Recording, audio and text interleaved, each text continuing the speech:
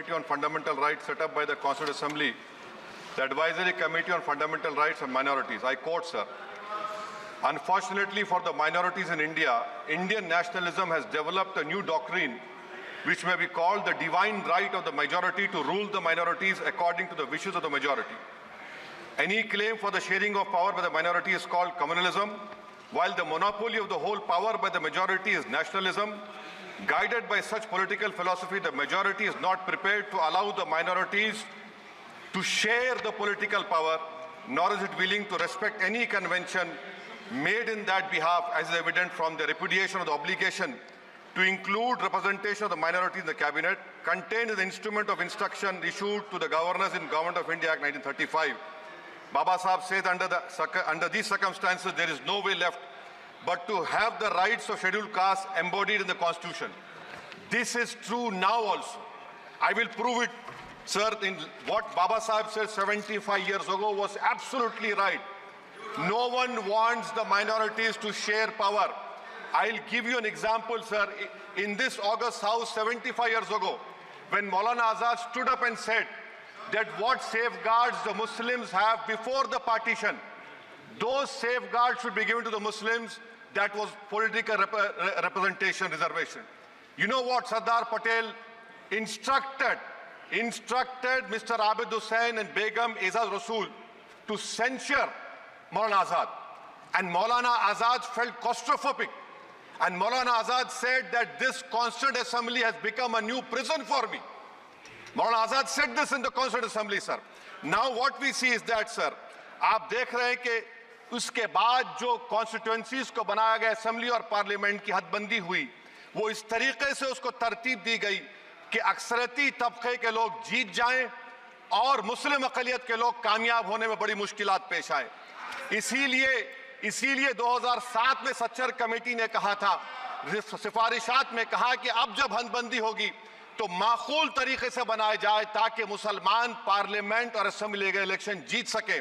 मुझे नहीं मालूम कि अब नए सेंसस के बाद जब हदबंदी होगी तो उसकी सिफारिशात को रखा जाएगा या फिर मार्जिनलाइजेशन जो मुसलमानों का हो रहा है 75 साल से वो चलता रहेगा। उसके बाद जो कॉन्स्टिट्यूएंसीज को बनाया गया असेंबली और पार्लियामेंट की हदबंदी हुई, वो इस तरीके से उसको तरतीब दी गई कि अक्सरती तबके के लोग जीत जाएं और मुस्लिम अक़लियत के लोग कामयाब होने में बड़ी मुश्किलात पेश आए। इसीलिए 2007 में सच्चर कमेटी ने कहा था, सिफारिशात में कहा कि अब जब हदबंदी होगी तो माकूल तरीके से बनाए जाए ताकि मुसलमान पार्लियामेंट और असेंबली के इलेक्शन जीत सके। मुझे नहीं मालूम कि अब नए सेंसस के बाद जब हदबंदी होगी तो उसकी सिफारिशात को रखा जाएगा या फिर मार्जिनलाइजेशन जो मुसलमानों का हो रहा है 75 साल से वो चलता रहेगा। सर, जब पार्लियामानी जमहूरियत की कामयाबी किस बुनियाद पर होती है? पार्लियामानी जमहूरियत की कामयाबी का पैमाना मैं आपको बताता हूं। Article 25, article 26, article 29, article 30, article 21, ये 4 बुनियादी राइट्स है आईन में, जिसको हम सामने रखकर मैं आपको बताऊंगा कि क्या वाकई में उन कमजोर तबकात से इंसाफ हुआ। मिसाल के तौर पर आर्टिकल 15 और 16, सर, 1950 का प्रेसिडेंशियल ऑर्डर निकला, तारीखी नाइंसाफी के खात्मे के लिए रिजर्वेशन दिया गया, तारीखी नाइंसाफी के लिए हजारों साल के जुल्म की बिना पर, मगर उनको नहीं मिला जिनका मजहब इस्लाम और मुसलमान था, उनसे भी नाइंसाफी जुल्म हुआ। दूसरी बात दफा 25 में प्रोफेस कहा गया, आर्टिकल 25 टॉक्स प्रोफेस। सर, आज मेरी बेटियों को गवर्नमेंट के एजुकेशन इदारों में हिजाब पहनने से रोका जा रहा है, तो ये आर्टिकल 25 का प्रोफेस कहां तक कामयाब हुआ, ये अक्लमंद लोगों पर छोड़ता हूं।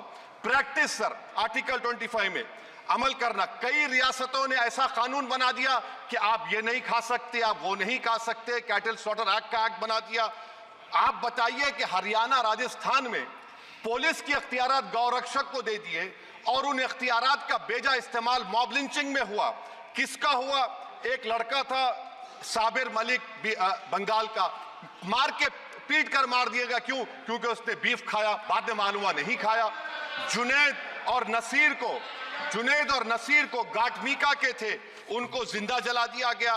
सर, फिर प्रोपोगेट, आप ये आर्टिकल 25 का थर्ड सेक्शन प्रोपोगेट। आज आप देख रहे हैं कि मुझसे पूछा जा रहा है कि 500 साल पहले तुम्हारी मस्जिद थी नहीं थी, ख्वाजा अजमेरी की दरगाह कह रहे नहीं है। अरे सर, अगर मैं इस पार्लियामेंट में खोद दूं, इसमें गड़ा कर दूं, तो खाने जहां का हिस्सा मिलेगा तो मेरी हो जाएगी ये? आप बताइए। अब आप देखिए ये प्रोपोगेट क्या हो रहा है। अच्छा, जो तब्दीली मजहब का कानून, तब्दीली मजहब, मैं तब्दील मजहब नहीं कर सकता, सरकार से पूछना पड़ेगा मुझे अपना मजहब बदलने के लिए। अगर अंबेडकर आज जिंदा होते तो बाबा साहब को भी कहते कि आप जाकर परमिशन लो, तब मजहब बदलना पड़ेगा आपको। ये हालात आज यहां पर पैदा हो चुकी है। सर, आर्टिकल 26 देखिए, it gives religious denomination the right to establish and maintain institution for religion charitable. वजीर आजम कहते हैं कि वक्फ का ताल्लुक संविधान से नहीं है। अरे कौन पढ़ा रहा है वजीर आजम को? आर्टिकल 26 पढ़ा लीजिए। आर्टिकल 26 की बात कही गई। मकसद क्या है कि वक्फ की जायदादों को अक्सरियती तबके के लिए छीन कर दे दिया जाए। आप अपनी ताकत की बुनियाद पर छीनना चाह रहे हैं। सर, दफा 29 पे आ जाइए, आर्टिकल 29। लैंग्वेज का, जबान का तहफ्फुज़ है। उर्दू को खत्म कर दिया गया। वो उर्दू जिसके हमारे मुजाहिदीन आजादी ने नारा दिया था, इनकलाब जिंदाबाद का, उस जबान को आप खत्म कर रहे हैं। कल्चर, आप कल्चर की बात इनसे पूछ लीजिए, वो बोलेंगे नहीं, हमारा जो कल्चरल नेशनलिज्म है वो कल्चरल नेशनलिज्म नहीं है बीजेपी का, वो कल्चरल नेशनलिज्म आला जात का हिंदुत्व का नेशनलिज्म है, जो भारत के इंडियन नेशनलिज्म से बिल्कुल मुख्तलिफ है। सर, अब आप आ जाइए। सर, आर्टिकल 30 पे आ जाइए। सर, आर्टिकल 30 पे आ जाइए। सर, आर्टिकल 30 में माइनॉरिटीज को राइट दिया गया, This house has passed a law in 1981 to give minority AMU. This government went to the Supreme Court and said, no, we'll oppose minority status. This house voice was suppressed in the Supreme Court, sir. That is why I say that the executive has argued contrary to the parliament. Sir, right to life. Right to life तो उस वक्त भी था। मैं आपको मिसाल दे रहा हूँ। सर, दिसंबर 63 में, 63 में कश्मीर में रसूलुल्लाह सल्लल्लाहु अलैहि वसल्लम के मुंह मुबारक की चोरी हुई तो पूरे देश में, sir, only 2 minutes, sir, only 2. Please wind up. Only 2 minutes, sir. Please, sir, only 2. Time is not there. Prime Minister has to. Sir, I'm concluding, sir. I'm concluding. Agha Sahab, I'm concluding. Please, he has to reply. Listen to me, sir. Sir, my Shikwa Hind Bayan. 1 minute. I'll conclude, sir. 2 minutes. Now, in Article 20, after that in 63, 8 lakh Muslims were pushed into East Pakistan. What has changed? Please tell me. 2013, Muzaffarnagar, 50,000 were shifted. Sir, riots to unrights happened. Nelli massacre, Hashimpura, Maliana, Mumbai 93, Ahmedabad 69, Gujarat 2002, 22, Delhi 84, Delhi. Nothing has changed, sir. Lastly, sir. Please. Lastly, sir, on judiciary, sir, on judiciary, sir, I'm concluding. On judiciary, sir, CAA is not being heard. 2 sitting chief ministers get bail, but Stan Swamy died in the prison, sir. That is why I say the institution functioning of Obviously, please conclude. And lastly, sir, just now Ravi Shankar Prasad quoted a book. In that book, there's a Tipu Sultan also. Okay. That is, sir, I'm concluding by reciting a share. On this I conclude, sir. तेरी गलियों के वतन के जहां चली है रस्म के कोई ना सर उठा के चले, जो कोई चाहने वाला तवाफ को निकले, नजर उठा के चले। सर, हम जिस्म व जान बचा के चले, बहुत है जुल्म दस्ते बहाना के लिए। सर, हम जो चंद अहले जुनू तेरे नाम लेवा है, इख्तिदार की कुर्सियों पर बैठने वाले जो लोग थे और है, वो इंटेलेक्चुअली डिसऑनेस्ट है। संविधान सच्चा है।